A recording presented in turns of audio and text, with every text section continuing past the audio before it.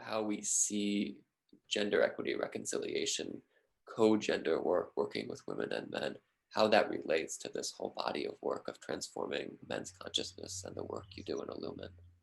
What I've learned for myself, and really my spirituality is getting out of my comfort zone, and Illuman has helped me to recognize that and have the courage to step beyond what I think I'm capable of hearing, and with men, but with the Gender Equity Reconciliation International retreat, I was scared to death to go to that.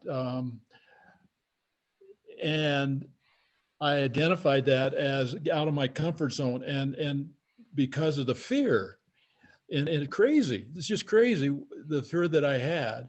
And I know I had opportunities to do it and I just put it off, but finally I recognized that I needed to do this just because of the fear that I had, and stepping out of my comfort zone and doing it. And it really helped me.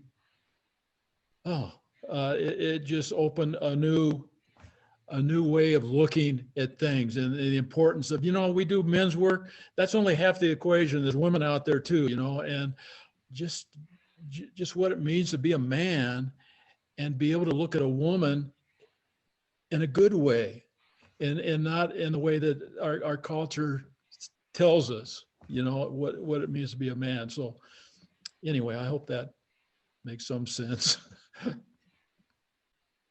For me, I see the two really coming together in that through Illuman, I really was able to have deep relationships with men where I didn't. Before that, I didn't really know how to relate to men on a deeper level. And again, as has been said, because of the societal cultural conditioning, as well as some things from my own childhood. And being able to do that and learning how to sit and really connect and speak with other people and really open up, that I think is a part of the gender equity work as well, and extends it into relating to women, of course, which is, to me, a really logical extension. And one of the things that I've really enjoyed about it is getting to be in those circles with other people, and men and women who are really opening up and talking from a very authentic, deep place. Mm-hmm. Mm-hmm. I know that sitting in a circle of men has allowed me to go to some pretty deep places within myself and to hear the stories of men. And I will also say that when there was the privilege with the gender equity work to sit and witness to women speaking their truth in circle, I know that something shifted in knowing, in my overall being, and also in knowing, kind of like what Mike spoke about, that fear is that we don't need to fear, because I think we miss out so much, because I think both genders sometimes approach with that fear. But when you get into the vulnerability of those circles, that fear dissolves, and you begin to see the hearts and the stories, and hear the stories, and feel and know the connectivity that has felt like isolation, or that has felt like separation, but comes together in a very unitive place. Yeah. For me, it was in those circles of men and women. realizing more the effect that I have had as a man on a woman, and almost wanting to get on my knees and you know, asking for forgiveness, to hear the story of women and how we as men have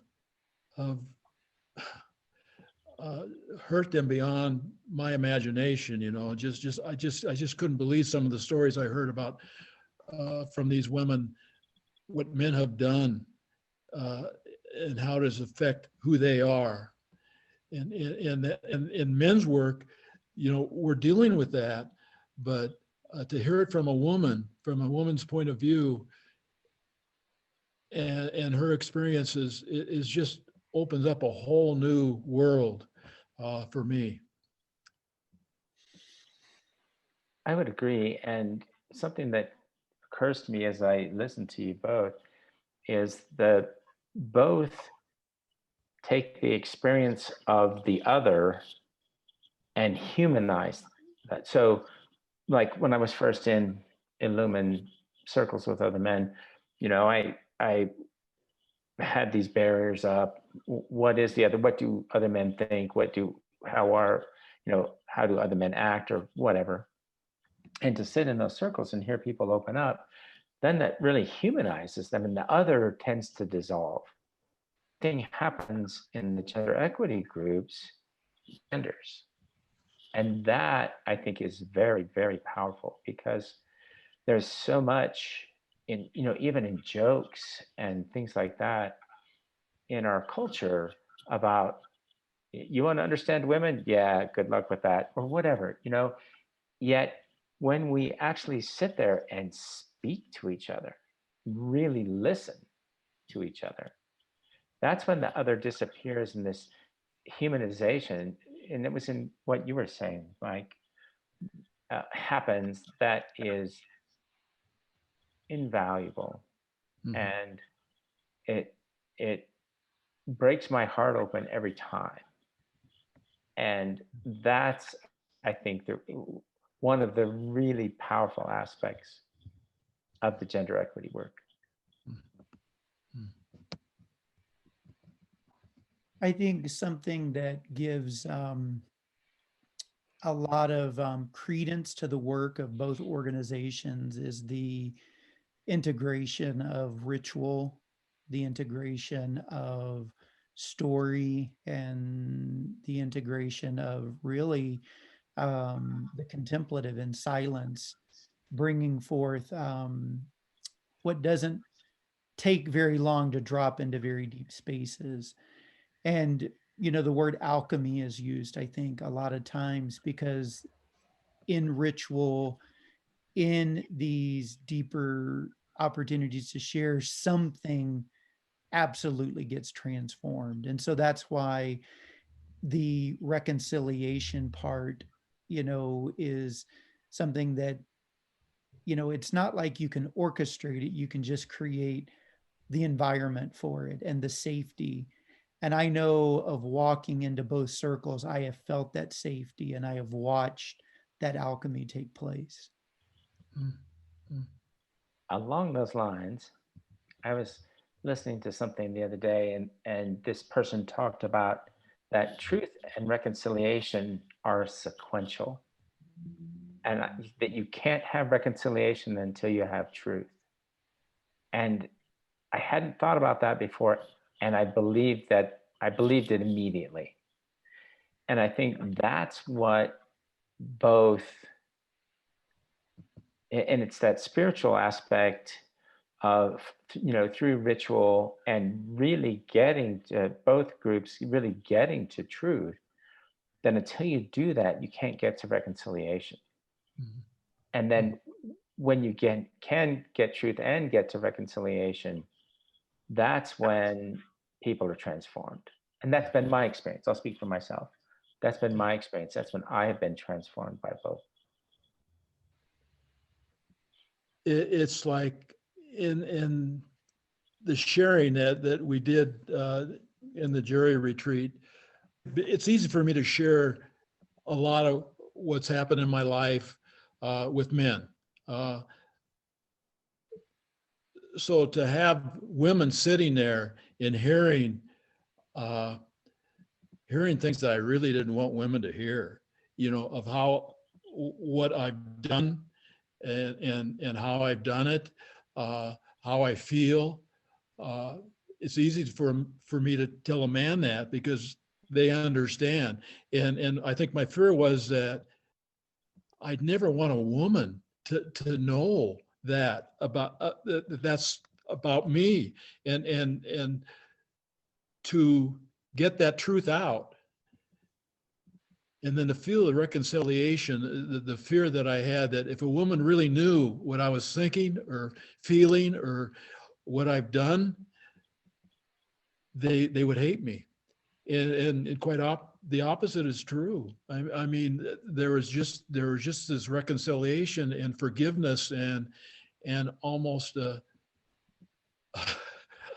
just a beautiful oneness that happened to me because I did share the truth.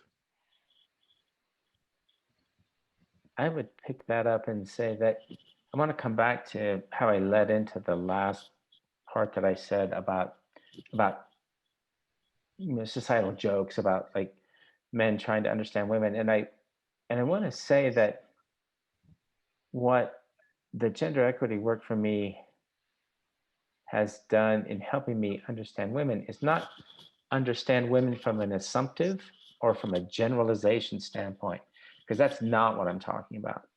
What I mean is understanding from at an empathetic level, to be able to put myself even a little bit into a woman's shoes by listening to her tell her truth. And so it's that empathetic space that I'm talking about, that understanding that way, again, not from an assumptive, like not so I can paint women with some broad brushstrokes. That's not what I'm talking about, but about understanding that there are some general things that many women do feel in our male-dominated society. And that's important to remember, and understanding that everyone has their own story. And until we really listen to it, we can't know what that is. Yeah. Yeah. Well, I know that the men's work gave me a lot in helping me become a better husband and a father. But I think, having that relationship, with my wife and with, in particular, my daughter, to step into the gender equity work, I couldn't have, I think, seen things kind of from their perspective had I not been willing to risk going into, um, this kind of work. And I do know that it has probably been one of the most important things in deepening my relationship, of who I am as a husband and who I am as a father, and also being the father of a son, of how I want to pass on to him the importance of how relating with women is a gift, and of all the crap that's kind of messed up the lens that we look through, especially as men. So I know that that's something I'll be forever grateful for doing the work of gender equity and reconciliation. One of the things that was coming to me kind of listening to you talk is about, understanding of women, or maybe kind of misunderstanding of women.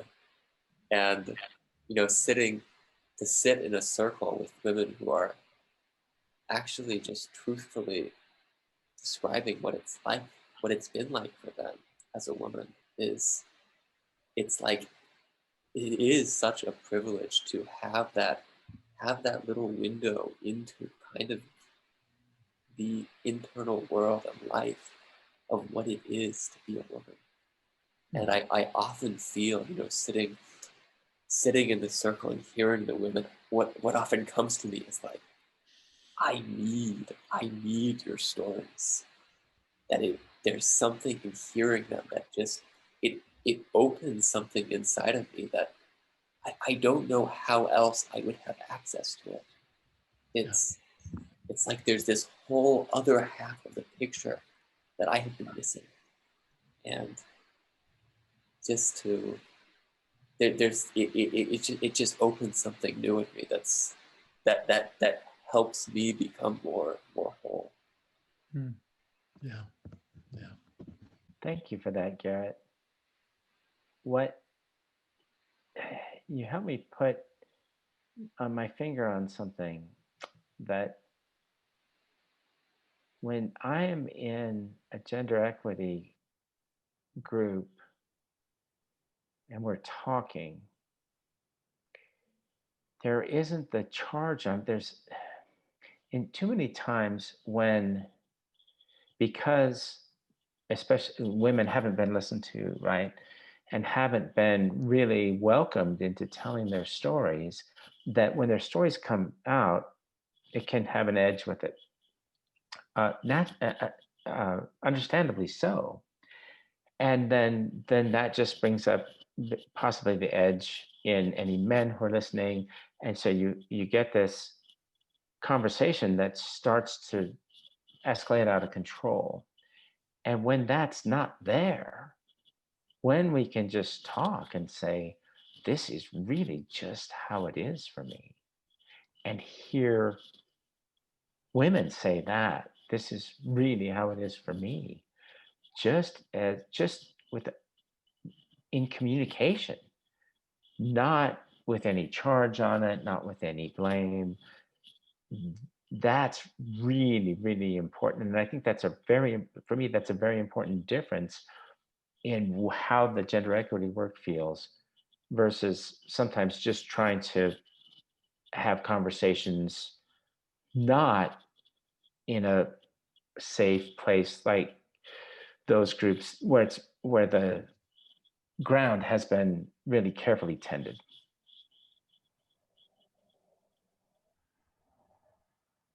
You know, for me, the thing I remember most vividly is in that circle of men, and hear men share, you know, things that are hard to share with men, let alone with women sitting behind them. Just really was powerful. Was powerful to be able to be honest and to share from your heart your life and how gender has affected that, and knowing that you know, these women are sitting behind you and they're hearing all this stuff that us men have dealt with all our lives, and then to turn that around and have the women inside that circle and us men sitting back and listen to their stories and how we have affected their lives. It's just opened a whole new reality for me, really. It helped me to understand men and women, but for sure women more. Just really opened my heart to what it means to be a woman. You know, it's pretty cool. It's very cool. The experience of kind of what naturally happens after we tell our truth in this way, and you know, the whole kind of honoring process that, you know, that's part of the program, but that also just kind of naturally emerges from the heart after having heard each other's stories in such a deep way. And it's almost like, you know, it's sweeping away this dust of forgetfulness that has kept us apart. And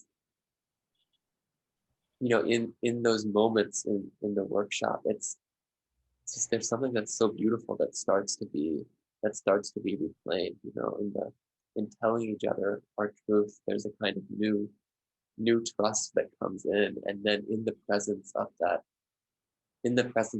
trust, to be able to just kind of celebrate one another as men and women.